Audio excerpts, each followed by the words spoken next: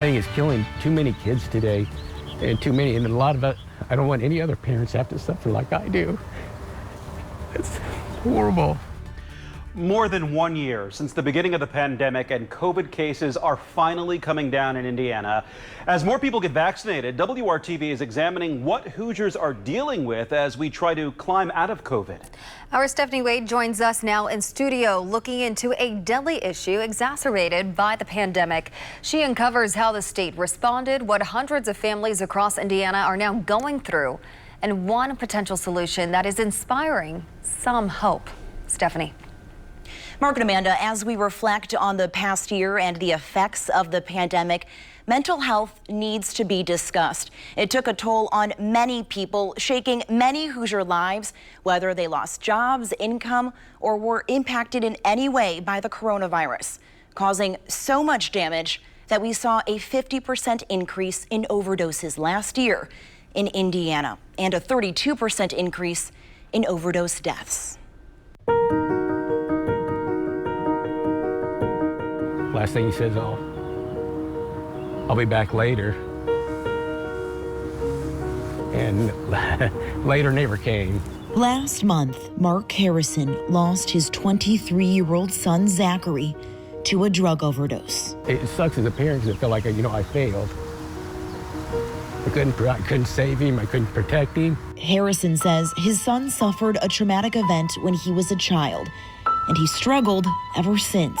I think they prescribed him Adderall, then Xanax, and it didn't take him very long to find out that Xanax numbs the pain.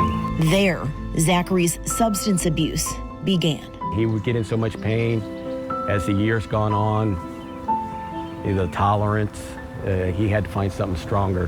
The pandemic, Harrison says, only exacerbated his son's anxiety and feeling of isolation.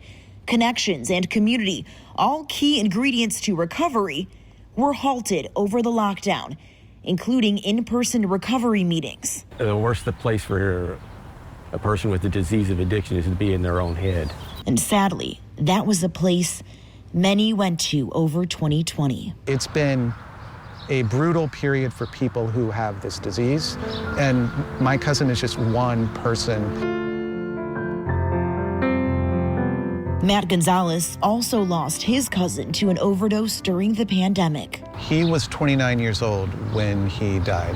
His cousin Taylor passed away in May. You may have a stereotypical image in your mind of what an addict is, and he wasn't that. He was healthy, he was vibrant, he was incredibly social and outgoing. Gonzalez says Taylor struggled with substance use disorder since he was a teenager, but was doing well in recent years.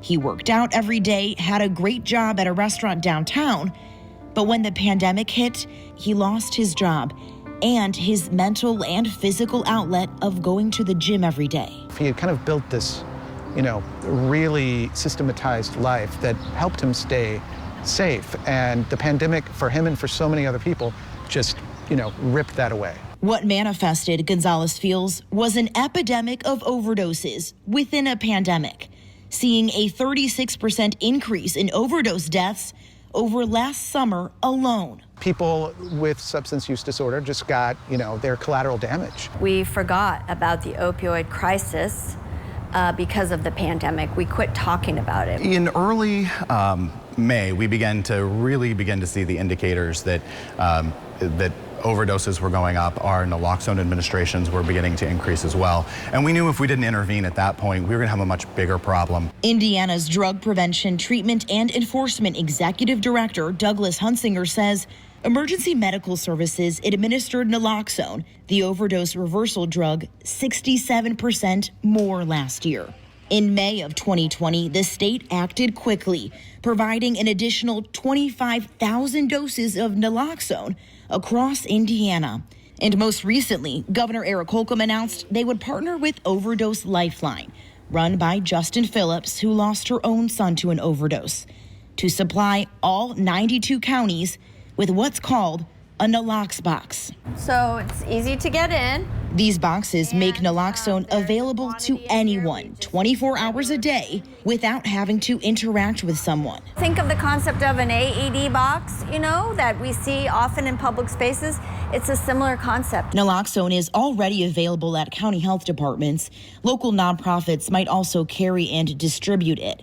But Hunsinger says this Nalox box is a new way to eliminate a critical barrier that's preventing people from getting help. Have access to it without having to speak to a person. We know that stigma is a big problem. So we keep a quantity. I think it's actually missing 2 right now. The kits include 1 dose of naloxone, instructions on how to use it, and referrals to treatment centers. They used this Indiana Health Department heat map to determine where overdoses are happening and naloxone is being used, to place the Nalox boxes in neutral places that wouldn't feel intimidating, Phillips says. City parks, homeless shelters, very neutral places. Beginning to place them already across the state. One county with a box in 2-week period, 60 doses were taken out of the box. Another one had 90 doses in about the same 2-week period. After a year of such loss in our state. It makes me sad, for sure, that we still, are losing these many lives when I believe that we don't need to. Phillips says this is a key first step in reducing fatal overdoses and saving lives. All these kids have an amazing heart. They really do. They don't wake up in the morning and say, I'm going to break my mother's heart by not coming home.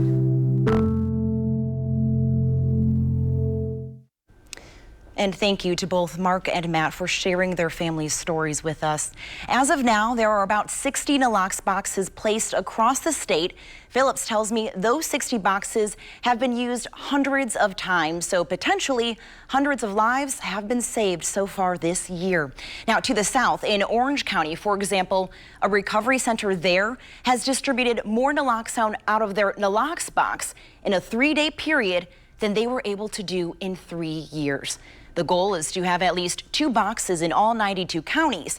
The larger counties with the higher population like Marion, Lake, Vanderburgh, and Allen will have more than 2.